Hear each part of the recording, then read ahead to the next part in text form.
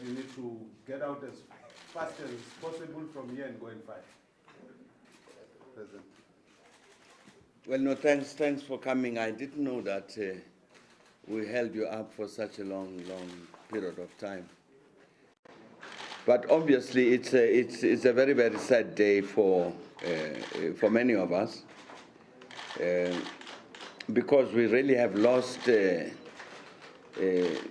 one of the giants of our struggle. Kathy has been involved in the struggle since the 1940s, and has sustained this particular position of very close attachment to the idea of the creation of this non-racial South Africa.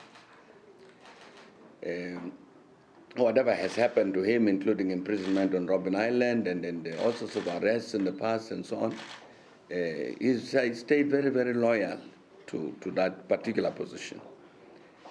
And so to lose a person like that with his experience is obviously very, very painful, because we could always consult him on issues to find out what he thinks about current matters, how he would deal with this, and clearly it's a big loss. I last saw him, Kathy, just shortly before he went to hospital. He was not well. So I went to see him, and he was in very good mood, very hopeful about the future of the country.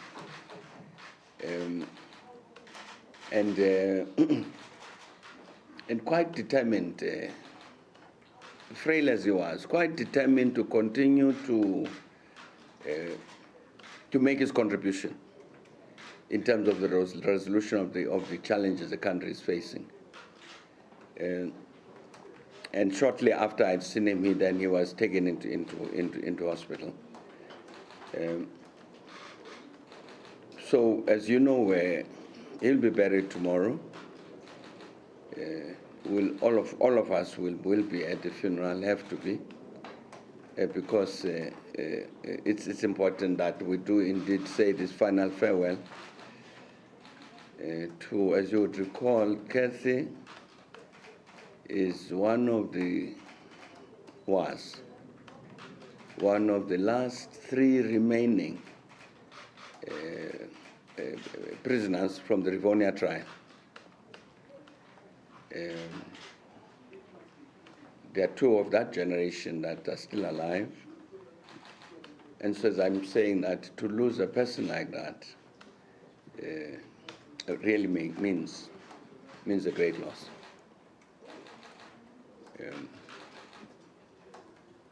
But anyway, he was 87, so there's some things that are unavoidable in life. Mkoni said that you people needed to rush away to file. That's what they told me. Is that so? Questions? Sophie, 1, 2, 3, 4 in that order. Mr. President, Uncle Kathy and Bongo were together at Robben Island. If you were to share with us your personal experience with Uncle Kathy, what can you tell us on a lighter? Well, I don't know if there is any lighter thing. I mean, Kathy, as I've just been indicating,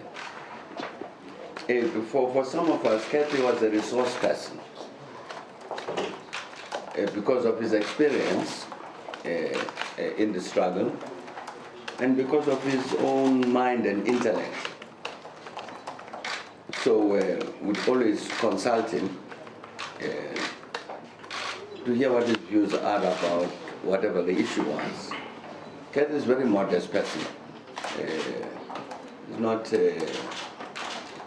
a person who wants to shine or anything like that, but carried in him a lot of depth of knowledge and depth and wisdom about what should happen. So, well, I don't know about light moments, but I've known him personally, Kathy, since the 1960s, before they got arrested and all that, and before I left the country. And he's always been, as I say, always been to me, that resource person.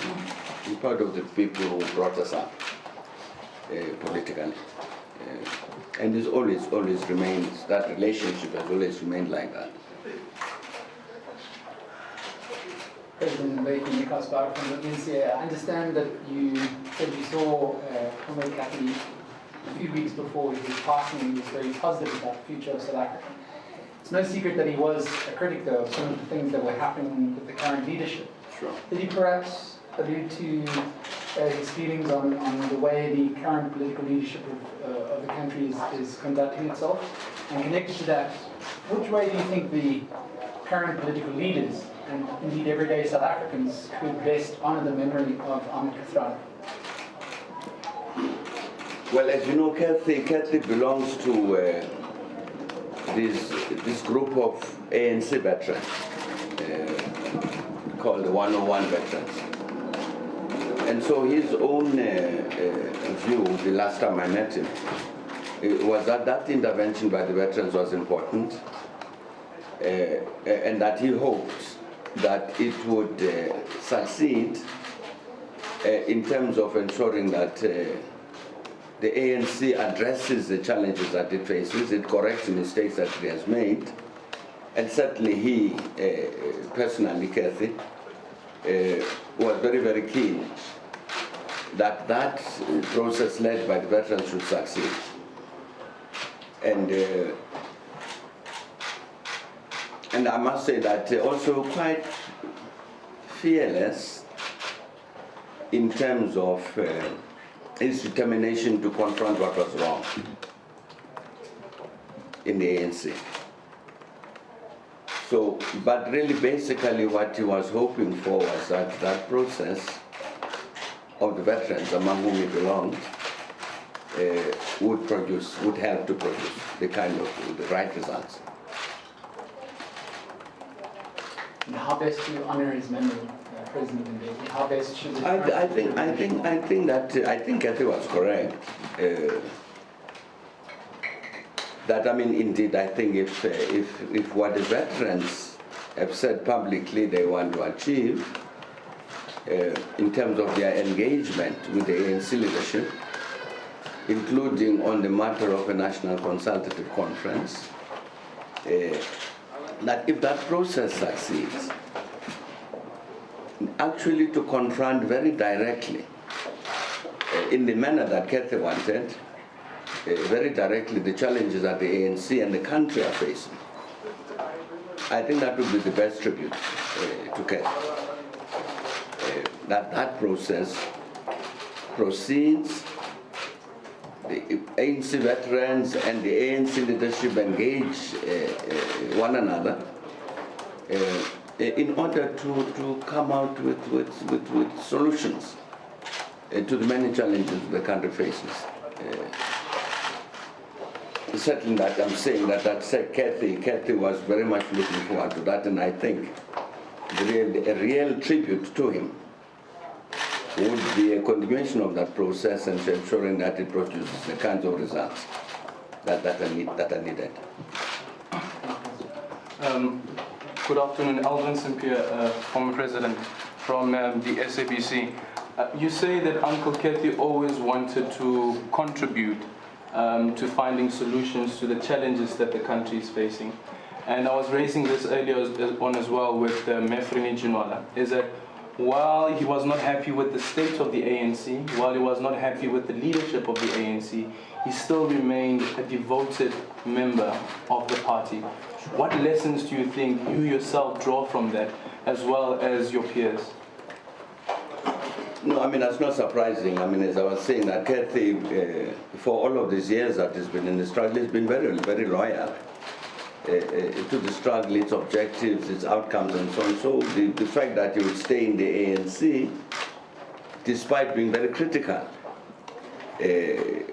of the leadership, of things that have gone wrong, wouldn't surprise me.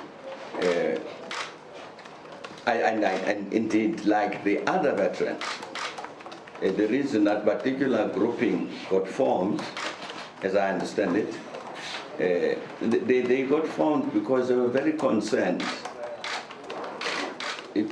to rescue the ANC even, and to make sure that the ANC does the right things, to correct what has gone wrong. Not to leave the ANC, not to allow the ANC to collapse or to abandon the ANC or anything like that, but to say that this is for them, the veterans, including Kathy, this is a very, very important organization. This has been home to them for many, many decades. And seeing that things were going wrong, what they wanted to do, what Kathy wanted to do, like the other veterans, was to correct those wrongs, to make sure that the ANC returns to what their own vision of the ANC is. So I'm saying that it was not surprising at all that Kathy would stay in the ANC despite being critical of his policies and his leaders. And I think that it's a demonstration of his commitment, really, to the struggle, to say the struggle continues and you still need this instrument, but it must be an instrument for progressive change. Last question. Former President, I'm wondering if you think that others within current political leaders should take such a principled stand as Uncle Kathy has.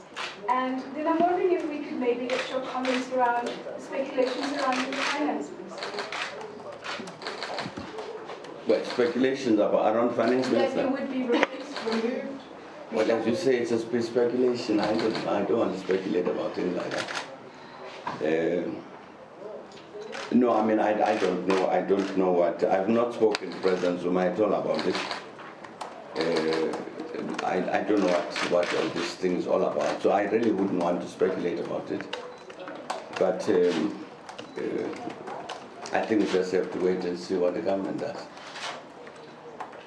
Thank you very much.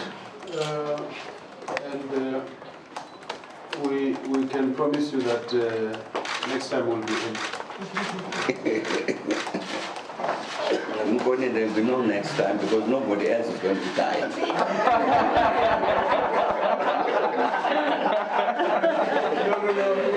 You can vote them for something else. After every